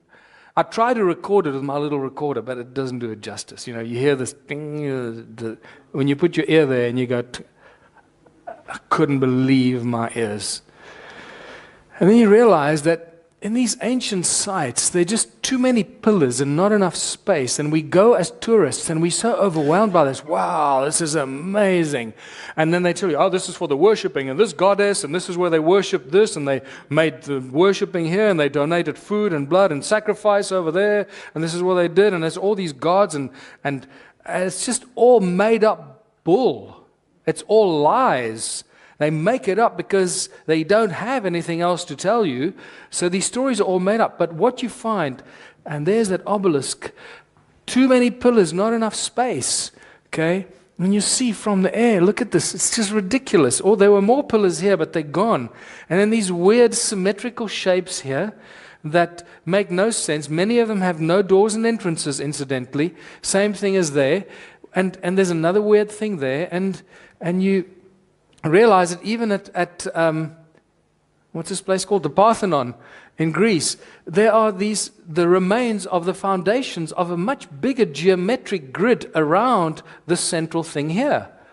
And this entrance portal with pillars in it that doesn't make any sense. Just too many pillars. Why are all these pillars in the way? There are more of these. Looks just like the Parthenon. Look, right next to, these temples, you worship and come make offerings to the gods here. And then this is where the people used to live. And this is what they call the dwellings of the people. And then you find this, and you go, what? These concentric circles in front of long pillars, and then this big open place, another big open thing in there. And you start to go, hold on, what's going on here? What are these stones all made of? These stones are all made of silica. And we realize that these are actually templates, not for temples for worshipping, but giant circuit boards that were generating energy and either putting it into the sky or sucking it out of the sky to do something weird. I mean, this is the one that really got my attention. And you realize that we've completely misunderstood what these ancient sites were all about. They were just giant energy-generating devices. And we are so bloody ignorant that we just believe anything people tell us.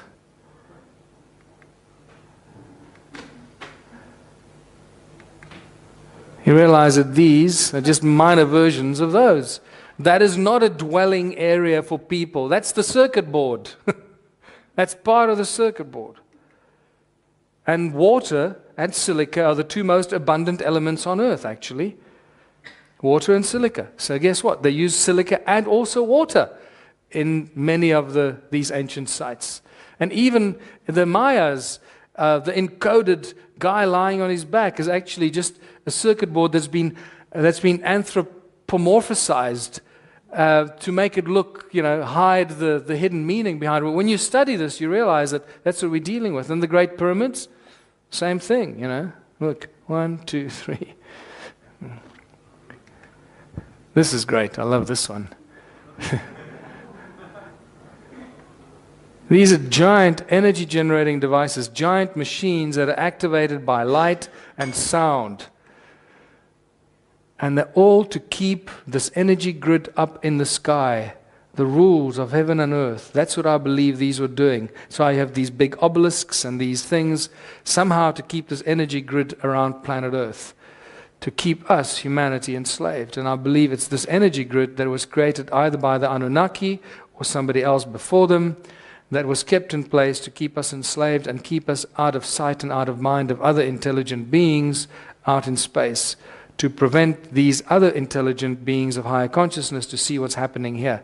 And this is what I believe that white powder of gold that makes things disappear was possibly used for, as a shielding or a cladding device to make us invisible to the rest of other beings, so they can't see what's going on here. So when Zechariah Sitchin says that they ground the gold to the finest powder and suspended it in the heavens to protect their planet against cosmic rays or something like that, he was pretty close, but he misunderstood. It was suspended in heaven, in the heavens around planet Earth, to create this energetic grid to prevent others from seeing what's going on here and the atrocities that were being committed against humanity. And human sound was the source of the energy. Guess what? There's an amphitheater. They fill the amphitheater full of people. They scared them shitless, or they fill them with fear because God's going to kill them, or something like that. And then they send the sound of the human beings through the connectors to the entrance portal to this giant circuit board. And the portal kicks, the sound of the people kickstarts it, and the circuit board jumps to action. And if you think that that's just one example, there's another amphitheater connected to a giant circuit board. And there's another amphitheater connected to a circuit board on there. And this goes throughout all of human history. We, the people, through our own sound, were the source of the energy that kept these circuit boards active and keeping the energy grid around planet Earth. So what have we learned from this?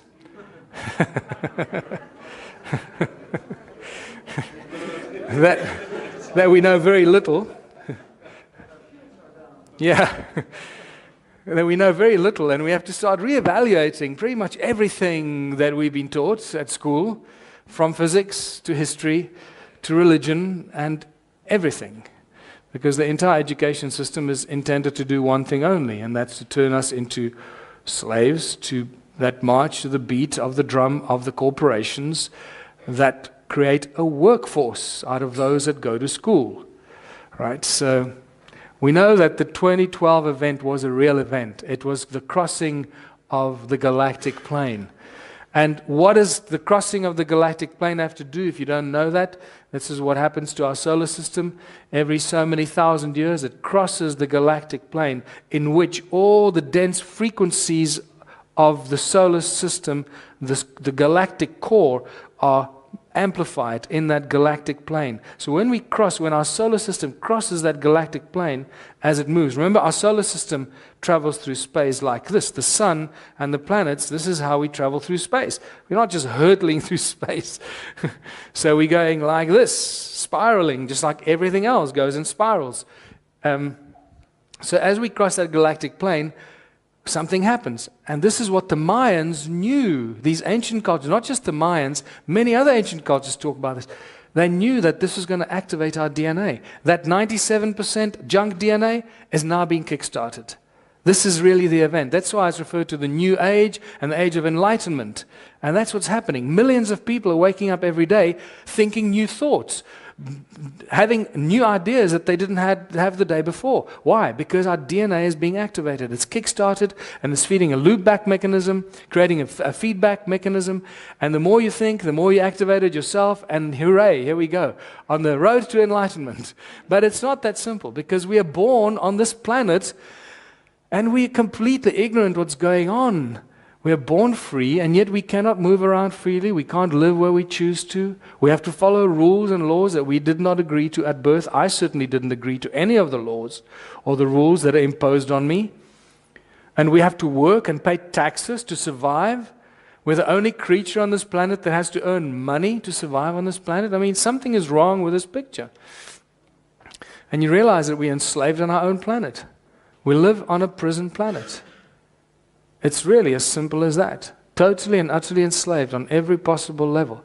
And I actually think that this is connected to what many people call enlightenment. What is enlightenment? You ask people, what is enlightenment? And they give you another definition. Oh, it's, getting in touch with yourself. Well, what does that mean? Well, it's, meditating and getting an understanding of the universe and everything in it. Okay, but what does that mean? And so it's like a never-ending description of what enlightenment is. Well, this is what I think enlightenment is really understanding that we're completely and utterly enslaved on every possible level, and I've identified 4 levels. We're enslaved physically because our DNA has been messed with, and we're a synthetically generated beast, okay, a creature. Let's be nice about it.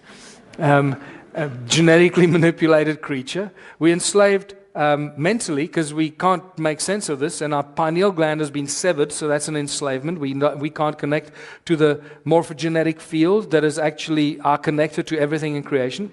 Enslaved mentally. We're enslaved emotionally because our hearts can't deal with it, and we're so confused about it, and we get all emotional about it. And then we're also enslaved spiritually because our souls are prevented to reconnect with Source when they leave our body after this physical thing expires.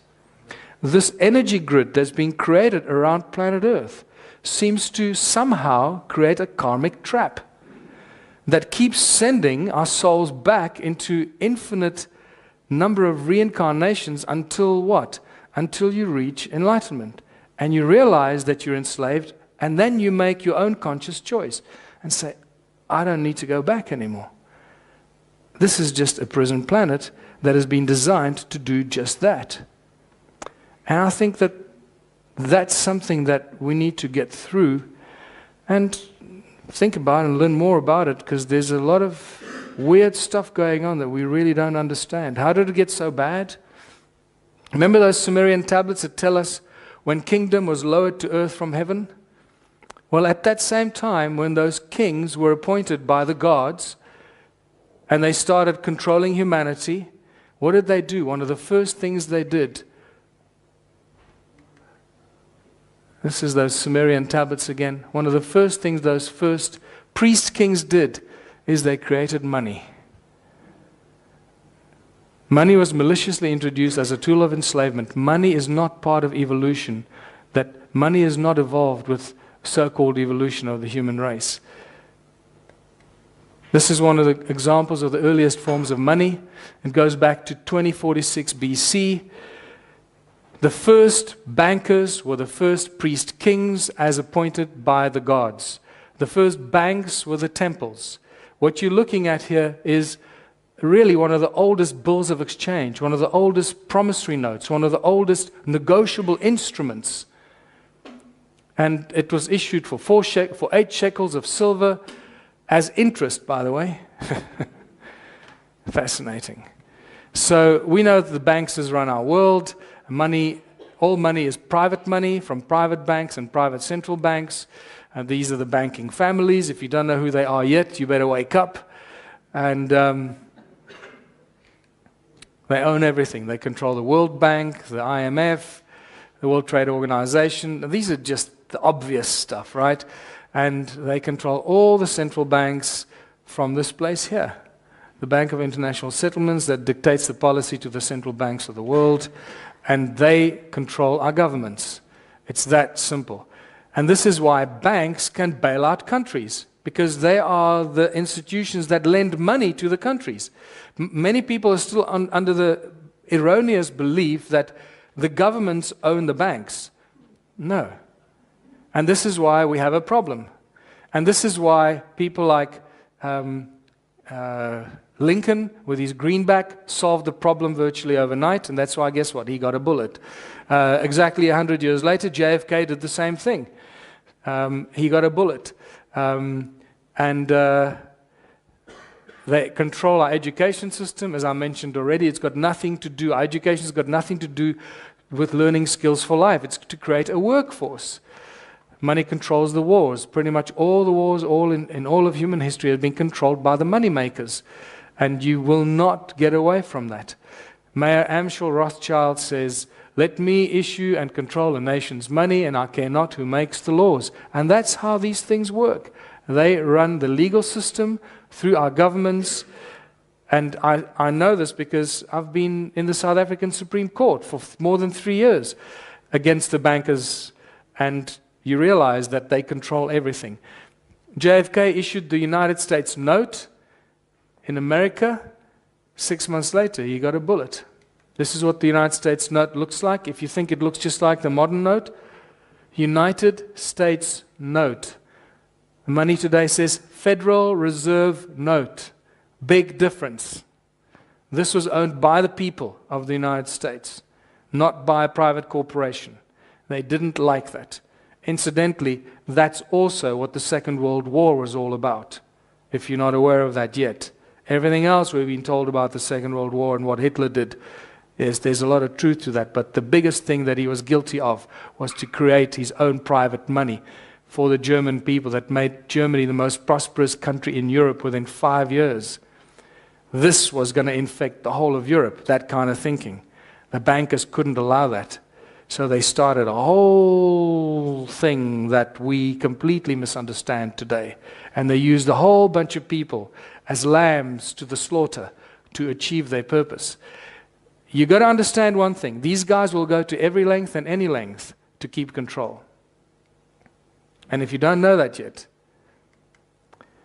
the government and the large corporations have stolen the countries from their people. That's what's happened. And in South Africa, we have a beautiful constitution that starts, "The country belongs to the people and all those who live in it." And then immediately it follows, and it says, it keeps confusing the country of South Africa and the Republic of South Africa. And why do I say that? Because our countries are corporations. They're registered as corporations on the USA Securities Exchange, and they trade our birth certificates, they trade everything that's got an amount on it or any kind of ownership. Here is the printout from the US Securities Exchange. Companies, search results. Companies with names matching South Africa. Anglo-American, Government of the Republic of South Africa is a corporation, company. Lehman Brothers. Here's Standard Bank, by the way. Standard Bank. There's Old Mutual. Old Mutual is the 30th largest corporation in the world. In little South Africa. After Barclays PLC and Deutsche Bank and all that. Old Mutual, 30th largest company in South Africa. That's not from selling insurance to South African homeowners. Definitely not. And here's Republic of South Africa, a corporation. There are a few more examples. There's a lot more in my book, Ubuntu Contributionism. I list the whole list. Every country is registered and operates as a corporation. Money does not make the world go round. Look, it goes around all by itself. Money is the obstacle to all progress, the absolute tool of control. We don't need money. It's not the love of money. Some people say to you, yeah, but it's not the love of money. Money is just a form of exchange. It's a form of energy exchange. And they make all kinds of excuses because deep in their heart, they're just worried what would happen if they don't have money. That's all it is. It's about fear. So they use all these weird excuses. But what I'm going to tell you is that's not the love of money. It's the mere presence of money. The moment you introduce money into the system, it just corrupts everything. It destroys life among humanity. We cannot continue doing the same that we've been doing for the last 6,000 years. That's insanity, and we know that Albert Einstein defined it beautifully, saying that insanity is doing the same experiment over and over again, expecting different results. So after 6,000 years or whatever it is, surely we must have learned now and become wise. We can't carry on doing the same thing. We have to find a new system. Our system is broken. We cannot fix this problem with the tools that created the problem. And those tools are private money, private banks, central banks. And if we think that some clever ass economists, and we see these wise economists all the time on CNN, all these young with a brand new suit, and he says, I'll tell you how we're going to solve the problem. We're going to, and it's just all bloody nonsense. It's using the same tools to entrap us even more. Just remove the money. If we don't use their money, they cannot enslave us. Very simple. And this is where contributionism and Ubuntu comes in.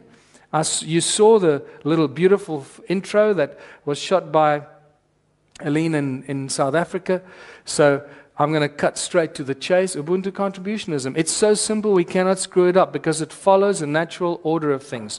I've had thousands and thousands of questions over the last 10 years. I started this journey in 2005 at the first dinner that I was invited to come and share the philosophy of contributionism. Strangely, it was a woman that was senior bank. She worked at Absa Bank, which is Barclays in South Africa. And she invited me to a dinner party to tell her friends how a world without money would work. Well, they nearly beat me up. I'm not kidding you. They became so angry with me that I could suggest that we didn't need money. What do people need? We need food, water, love, friendship, homes, tables, chairs, knives, gardens, clothes, technology, healthcare. We need arts and culture and everything we can imagine. We need that, and we should have whatever our minds can come up. We do not need money. That's the one thing that keeps getting between us and the things we want and need. Money does nothing. People do everything. People plant the seeds, grow the food, build the bridges, create the rockets and the free energy devices. Money does nothing. People create the works of art, and people are capable of infinite love. Money cannot do that. The Beatles were right. Contributionism. My 5-point mantra is very simple. No money, no barter, no trade, no value attached to anything greater than anything else, because all of our contributions should be equally valuable. That really messes a lot of people up. Just think about that. And if you still think that what you're doing is more valuable than somebody else, you have a serious problem. Deal with it. And the only way we're going to get out of that is by getting rid of money. Money will constantly skew the perception of who the hell we are and what we think we're contributing. And finally, where everybody contributes their God-given talents or their acquired skills for the greatest benefit of all in their community. I'm making it sound simple. It actually is that simple. We just need to get over this bridge, this block that it can't be done. That is not true. How do we get there from here? We start with the first step. And it really is a transformation in small steps. We got to probably in the beginning use money to get rid of money, because that's how the system has been structured. You can't collapse it overnight, so we're going to have to be very clever about it and use the money to do what? To create critical interim steps. First of all, take back the right to print money. Imagine, and this is what the Ubuntu Party is really offering the people in South Africa, and if you're not aware of this yet, the My Ubuntu Party is registered to run in the elections on the 7th of May. So we'll be on the ballot. Yeah. And it was really a miracle. I mean, it happened just within hours in Paris. And I found out 24 hours before we had to pay the deposit that the party we were going to go in with, who said they had the money, found out they didn't have the money to pay the deposit to be in the elections. So I had 24 hours to come up with 200,000 rand, which is a lot of money. So I made one phone call. And this one person, who's a wealthy woman, came through. She had the check next morning, bank guaranteed check that we delivered to the IEC. It's a miracle. So at one moment, we were going to go under the flag of another party, which I wasn't happy with. The next moment, we were in on our own. And we started raising money on Indiegogo, and we've now raised about $32,000. And we can pay for everything to do with the elections. So take back the right to print money for the people. Take the right back from the central banks, and you will solve pretty much all the problems virtually overnight, people. If you don't understand this, please go away and do some research. Figure out what I'm telling you here. The money for the people, by the people, not by private banks that charge you interest. When you print money for the people, by the people, it's interest-free. It's tax-free. It is available for all public works and anything that the people want and need immediately. There's no deliberating. Well, how much do you earn? No. The money must be made available. It's a tool of the people, not the other way around. And what I believe is that the small towns and villages are actually the core of starting the contributionism philosophy. It can start in the small towns very successfully. And critical community projects, the obvious things, energy, water, food, housing, arts and culture, whatever the community decides they want to get involved in, start using the collective money that you have and creating these critical projects. Because once you have a town that is creating more food than it needs by the people, and then it exports the excess food to their neighboring towns. Once that same community creates building materials and whatever, let your mind run free. Bread, milk, butter, cheese, vegetables, etc. And you make it available for virtually nothing because everybody in the community participates in making this stuff, and you make it available to the communities around you, you've just collapsed the capitalist system. Because they're all going to be coming to you to buy this stuff from you because you're selling it to them at a fraction of the price. So, alternative community education, because we cannot keep educating our children in these prison camps called schools any longer. Take your children out of school, homeschool them, stop poisoning their minds. Use master teachers that are appointed by the community, not by some department of education. The community needs to choose their teachers for the children. I mean, everything in our lives is ass about face. There are no jobs or careers without money. Without money, you're not going to have a job or a career. You're going to do what you love to do. So I call it a labor of love. We wake up in the morning in the community of your choice, not a city or a disgusting slum suburb somewhere because you were trapped there for socioeconomic reasons. You wake up in the town or a village of your choice. You do what you love to do for your community, not only because you want to do it, but because they've accepted you for what it is that you do, and they love you and respect you and reward you for what it is you do for your community because you love doing it for yourself. And this is how everybody contributes.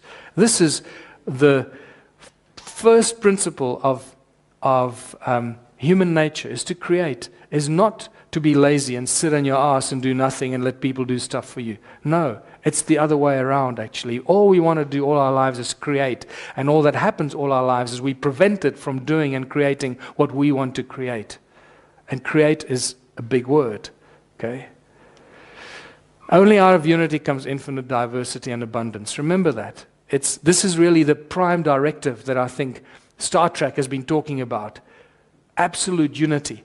And within that unity, you can have infinite number of diversities, but it all has to resonate together in harmony. Otherwise, it just causes dissonance, and there's just be a bloody mess. And that's what it's become. We live in a divided world where everything is divided and compartmentalized. It doesn't resonate in harmony. We need to break those walls down of separation and start resonating together and working together as a united force of human beings conscious of what it is that we're doing and where we are going. And that's what this is all about, Ubuntu contributionism, with that little video clip that we started with. All of it is in my new book, Ubuntu Contributionism, A Blueprint for Human Prosperity. That is not a pyramid, an all-seeing eye pyramid, no. It's an equilateral triangle. This is a deeply encoded image here. We send the Illuminati or the New World Order a message by very cleverly constructing this with very positive, energetic messages of harmonic resonance and an understanding of everything in creation, using what Willem de Swart and I have learned from the tarot cards. And this is so deeply encoded that anyone who is trying to play a big shot role in the New World Order, when they see this cover, they will know, oh shit, they know. So we're sending them a message. So if anybody tells you, oh yeah, look, he's occult and it's all like occult, no. It's our message. It's encoded with positive intention of Ubuntu and contributionism. And to finish off here tonight is, please go away and tell everybody. Don't just keep it to yourself, because that's absolutely no good. Go out there and be a seed of consciousness. Tell the people what you know. Don't be afraid of it. Remember that there are millions and millions of people like you out there that have this knowledge and information, but most of us are so scared to talk about it. Say, what will they think? Are they going to think I'm crazy? Or no, I don't think they're ready to hear this. All these kind of things going through our minds. Screw that. Go out there and tell them what you think and tell them what you know. Be bold about it. If they don't understand it, it's their problem. Don't make it your problem. Make it their problem.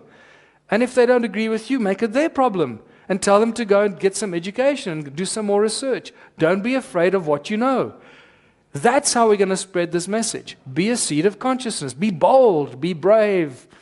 Be ready to take the onslaught of all those that don't understand what the hell you're talking about. They're going to want to beat you up, but that's okay. If I could survive, you will too. And really, just don't be afraid.